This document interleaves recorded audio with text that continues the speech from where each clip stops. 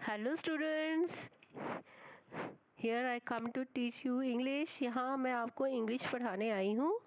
आज हम आपकी जो हनी सक्कल टेक्स्ट बुक क्लास 6 है, जो एनसीईआरटी के ऊपर बेस बुक्स है, आज हम वो आपकी बुक में से जो फर्स्ट चैप्टर है class 6 honeysuckle text book class 6 का, वो हम आज करने जा रहे हैं। और आपके जो है वो चैप्टर का नाम क्या है? Who did Patrick's homework? That is your chapter 1। तो आप इसका मतलब क्या है बच्चों कि who did पैट्रिक्स homework chapter 1? It means कि पैट्रिक का जो काम किसने किया है। पैट्रिक एक लड़के का नाम है और इसके बारे में हम पढ़ने जा रहे हैं। क्या वो अपना होमवर्क कैसे करता है, क्या नहीं करता। तो चैप्टर पढ़ने से पहले मैं आपसे कुछ ऐसे बातें पूछना चाहती हूँ। Before you read discuss in class, do you like homework? आप इस चैप्टर को पढ़ने से पहले ये आप बताएं स्टूडेंट्स कि क्या कभी आपने अपनी क्लास में एक दूसरे के साथ ये जो है विषय जो आपस में एक दूसरे के साथ डिस्कस किया है कि क्या आपको होमवर्क करना पसंद है? होमवर्क मीन्स घर का काम जो आपको स्कूल से मिलता है, आपको वो अच्छा लगता है काम करना? तो आप देखो इस पिक्चर में बच्चे एक दूसरे से डिस्कस कर रहे हैं। Do you do it yourself और डू यू गेट हेल्प?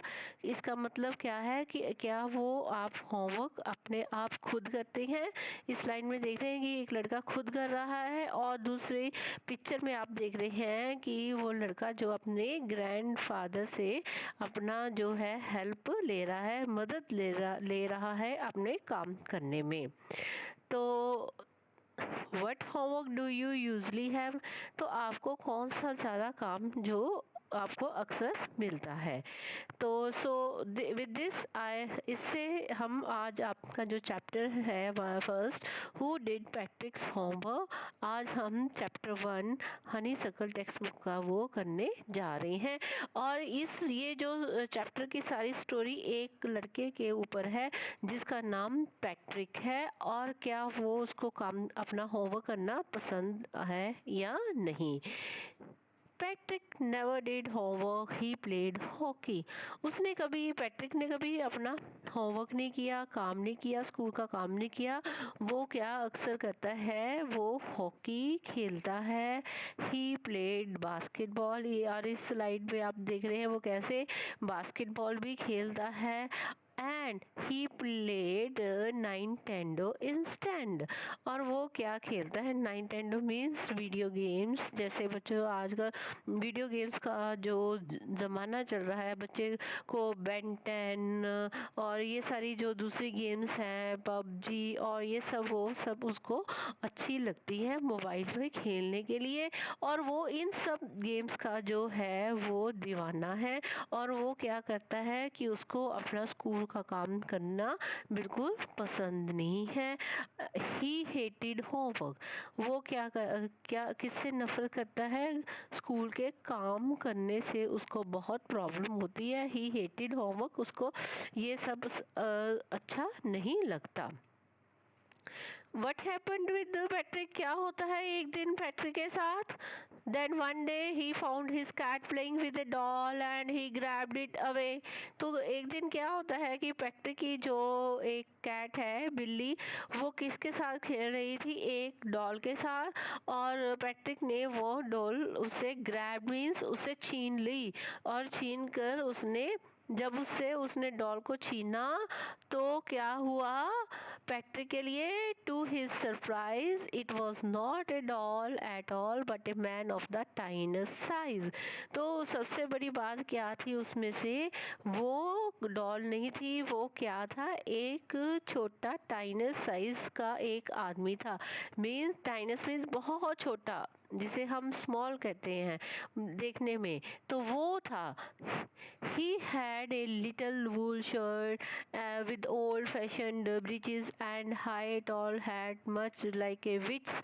और उसके ने क्या पहरावा था, उसने एक वूल शर्ट पहनी हुई थी और वो एक पुराने ज़माने का दिख रहा था। उस सिर के ऊपर उसने एक लंबी सी टोपी पहनी हुई है, जैसे कोई वो जादूगर लग रहा था।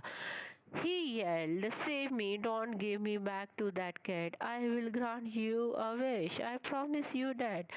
तो उसने क्या बोला, जो टाइनेस्ट मैन था उसने ये बोला कि मुझे बचाओ इस बिल्ली से, मुझे बिल्ली के हवाले मत करो, मुझे मेरी हेल्प करो, मैं इससे बचना चाहता हूँ। मैं तुम्हारी हर जो विश है, जो तुम्हारी इच्छा है, उसको मैं पूरा करूँगा।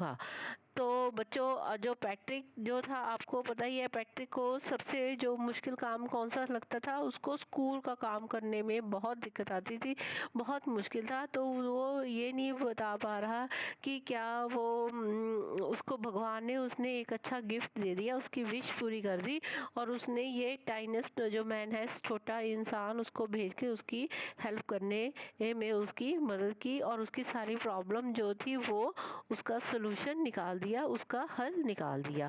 Patrick could not believe how lucky he was, so he said, "Only if you do all my homework till the end of that 35 day." तो पैट्रिक ने बोला, मुझ मुझे नहीं पता था कि मैं इतना लकी हूँ, मीन्स मैं इतना खुश नसीब हूँ कि मुझे भगवान ने मेरी हेल्प करने के लिए तुम्हें भेजा है। और मैं तुम्हारी जान जो है कैट से इसलिए बचाऊंगा, ओनली वन, एक शर्त है कि उसे सारा उसका जो होमवर्क करना पड़ेगा till the end of semester, जब तक उसका सेमेस्टर नहीं ख़त्म होता तब तक उसको करना होगा, and that is the 35 days. And true to his word, began to do that little elf Patrick's homework. The elf did not always know what to do, and और जो एल्फ जो था वो छोटा इंसान था, उसका नाम एल्फ है, और उसने उसको नहीं पता कि क्या वो कैसे उसकी हेल्प करेगा, क्योंकि एल्फ ने तो कभी बुक्स पढ़ी नहीं, ना उसने कभी ये देखा है, और उसे नहीं मालूम कि वो उसकी कैसे हेल्प करेगा। And he did not know the meaning of word, he needed a dictionary. उसको किसी बात का मीनिंग भी नहीं पता, और उसको मीनिंग जानने के लिए उसने पैट्रिक से क्या मांगा, एक डिक्शनरी। आप इस स्लाइड में देख रहे हैं वो कैसे डिक्शनरी पे देख कर उसको कंसर्न कर रहा है, कैसे पढ़ रहा है और उसमें से वो मीनिंग ढूंढ रहा है। When it comes to math, Patrick was out of luck. What a time tables! जब पैट्रिक के जो है मैथ्स की जो हिसाब की किताब देखी, तो एल्फ जो छोटा इंसान था, टेनियस्ट मैन था, उसके लिए वो सब जीरो थे। क्यों? उनके टाइम में ये सब चीज़ें बिल्कुल नहीं थी। मैथ्स टेबल, टाइम टेबल्स ये सब उसके लिए बिल्कुल ज़ीरो था, उसे ये सब बहुत बोर लग रहा था। The elf shrieked, "We elves never need that, and addition and subtraction and division and fractions." तो उसने बोला कि एल्फ को ये सब चीज़ों की ज़रूरत नहीं है, ना ही उनको एडिशन की, जमा घटाओ और तकसीम की, इन सब चीज़ों की उनको कोई ज़रूरत नहीं पड़ी। होल लाइफ उन्होंने, सारी ज़िंदगी उनका इन चीज़ों का इस्तेमाल बिल्कुल नहीं किया था। Else no nothing of human history.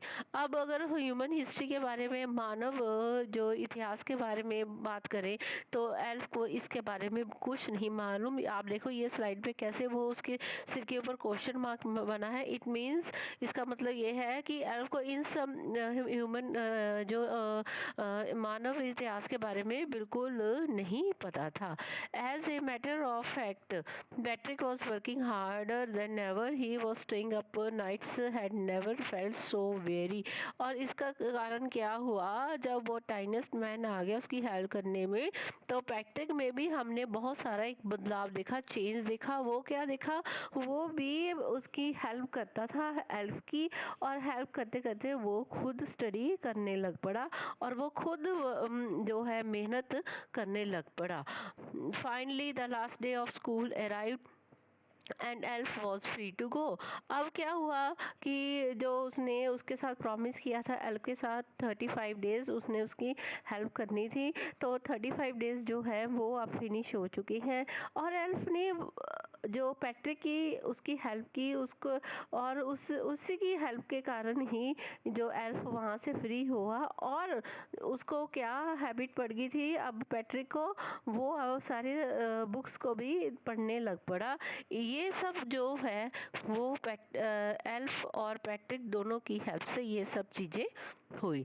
Patrick got his A's, his classmates were amazed, his teachers smiled and were full of praise. His parents wondered what had happened to Patrick. He was now the model kid. अब ये देखो क्या है कि उसकी जो मेहनत थी पैट्रिक की, पैट्रिक ने भी बहुत हार्ड वर्क किया था, उसने भी बहुत मेहनत की थी। कैसे की थी उसने मेहनत, कैसे, क्योंकि एल्फ को उसके स्टडी के बारे में कुछ नहीं मालूम था, और वो एल्फ की हेल्प करता करता वो खुद स्टडी करने लग पड़ा, जिसके कारण उसे क्लास में क्या मिला, ए ग्रेड। अब वो A+ उसको मिला। आप इस पिक्चर में देख रहे हैं कैसे उसको A+ मिला। और उसके सारे जो क्लासमेट्स से, सारे जो उसके साथ में पढ़ते थे, वो भी हैरान हो गए कि पैट्रिक जो कभी उसको होमवर्क करना जो था वो अच्छा नहीं लगता था, आज उसको A ग्रेड मिल गया। उसकी टीचर्स भी उसकी बहुत सारी प्रशंसा कर रही थी। प्रेस मीन्स प्रशंसा करना। और उसके पेरेंट्स भी वो अब हैरान हो गए कि पैट्रिक को क्या हो गया, जो कभी पढ़ता नहीं था आज उसने A+ लिया। अब वो क्या बन गया है, मॉडल किड। मीन्स कि अब वो क्लास का एक सबसे अच्छा और सबके ध्यान में आने वाला लड़का हो गया, और वो अपनी क्लास का मॉनिटर भी बन गया। Cleaned his room, did the chores, was cheerful, never rude, like he had developed a whole new attitude. अब उसके इस चेंज ने क्या किया, ऑल ओवर उसकी सारी पर्सनालिटी भी चेंज कर दी, उसका सारा जो वो था उसका एटीट्यूड भी चेंज कर दिया। वो उसको अब पता चल गया कि कैसे उसको किसी के साथ बात करनी है। अपना वो कमरा खुद साफ करता था, सारे छोटे छोटे घर के काम बहुत खुशी से करता था, वो किसी के साथ रूडली नहीं बिहेव करता था। और उसके अंदर एक नया जो हमने उमंग देखी है कि अब वो जो हर काम वो इंटरेस्ट के साथ करता था।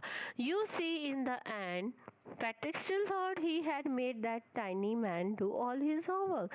तो अब क्या है, स्टोरी के एंड में हमें क्या दिखता है कि जो पैट्रिक है स्टिल वो ये सोच रहा है, उसके दिमाग में ये सोच आ रही है कि ये सब कुछ उसको जो रिगार्ड जो अवार्ड्स मिल रहे हैं, A+ मिल रहा है, सभी उसके साथ पोलाइटली बिहेव कर रही हैं, प्यार से बोल रही हैं, तो ये किसको वो क्रेडिट दे रहा था, किसको, सारा जो है वो किसने किया, एल्फ ने।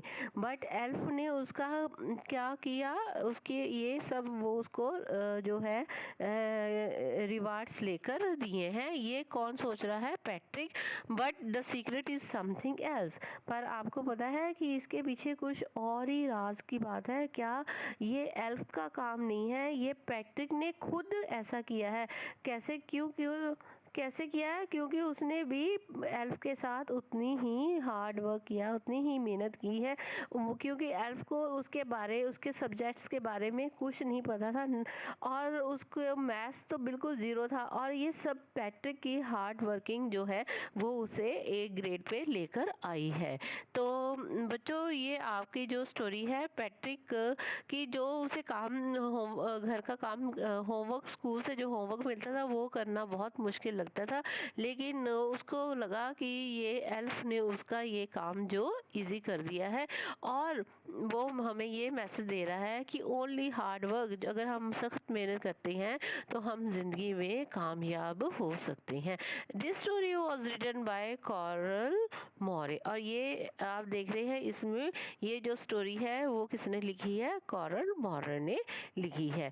तो मुझे लग रहा है बच्चों आपने ये स्टोरी इंजॉय की है, और इससे हमें बहुत बड़ा एक मॉरल भी मिल रहा है। वो मॉरल क्या है कि हमें सख्त मेहनत करनी चाहिए। अगर हम अपने किसी भी मुद्दे पे पहुंचना चाहते हैं तो हमें मेहनत करनी चाहिए। थैंक्स।